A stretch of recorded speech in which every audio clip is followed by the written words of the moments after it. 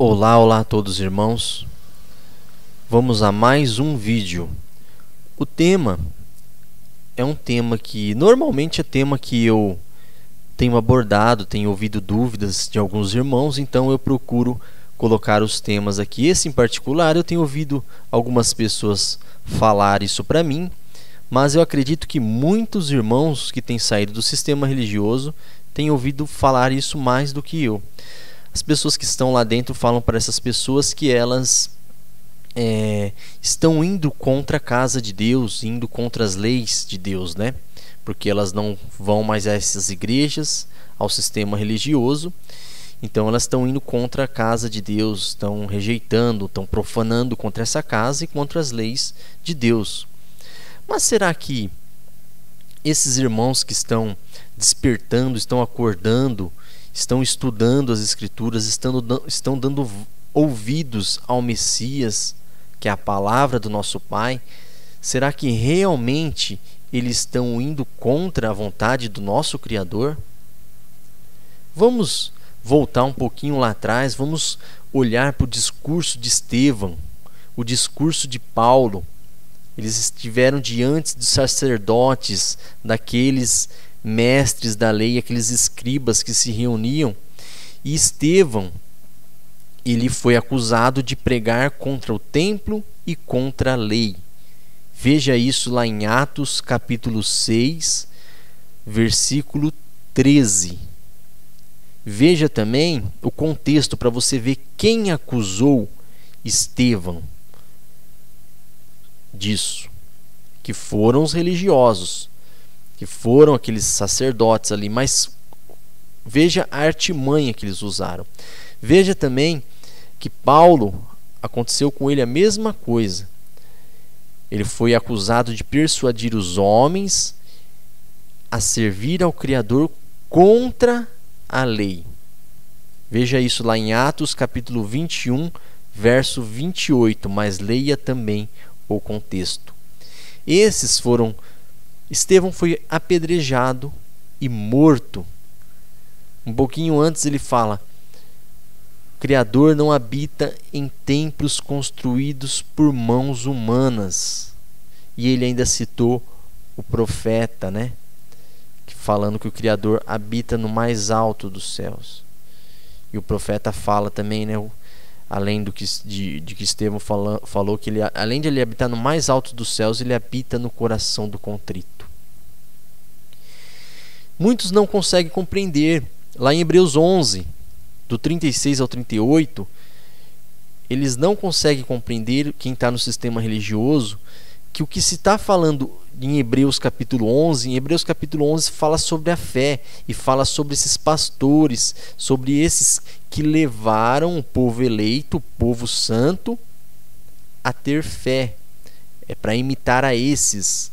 O sistema religioso usa Hebreus capítulo 13, verso 17, para falar que esses pastores, esses líderes são os de hoje. Mas se você for lá em Hebreus capítulo 11, verso 7, você vai ver que ele está falando justamente no passado. Ele não está falando no futuro ou no presente, igual as pessoas trazem para o presente, esses pastores do dia de hoje. Não, ele está falando daqueles líderes, aqueles pastores, no contexto de Hebreus.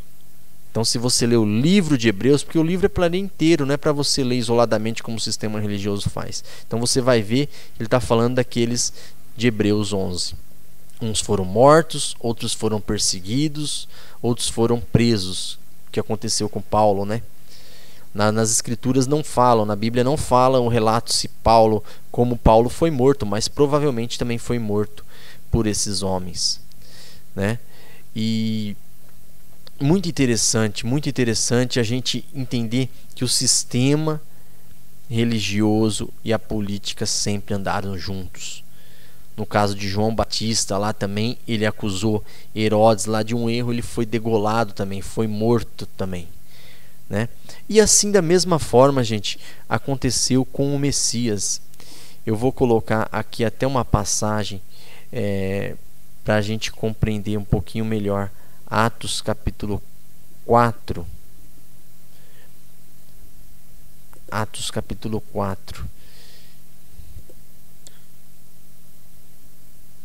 verso 10.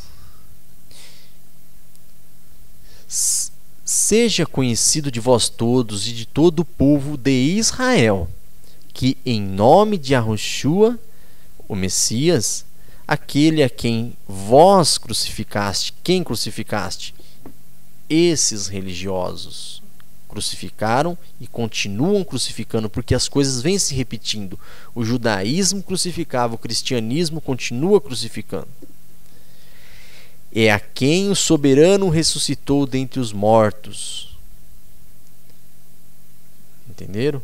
E aí depois, eu não vou ler tudo aqui, eu vou dar sequência aqui no 11. Ele é a pedra que foi rejeitada por vós, os edificadores, porque esses o Pai tinha colocado como edificadores, né? E o Messias como cabeça de esquina. O Messias é o cabeça da igreja, essa igreja invisível, espiritual, não essa visível.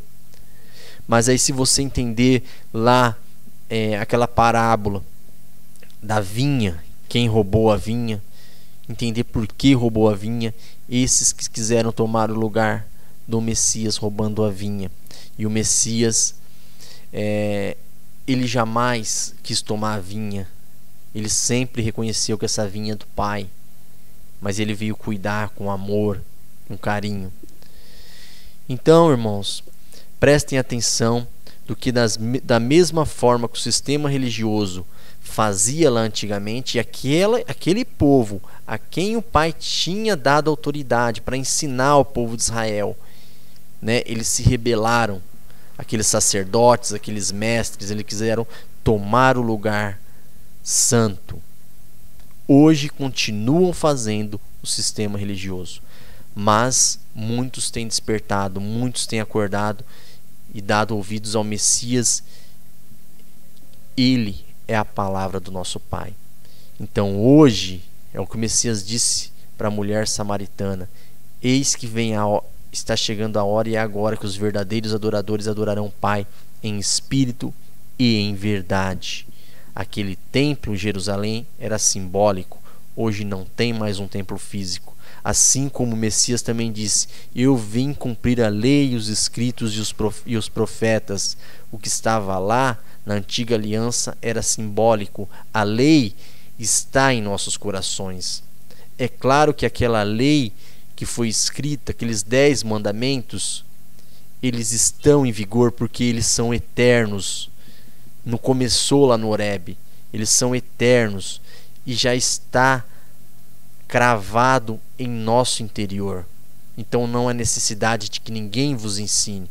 Vós sereis ensinados diretamente pelo Pai, assim diz o profeta Jeremias. Porque a lei está em nosso coração, o entendimento, o espírito da verdade está em nós, como prometido pelo Messias.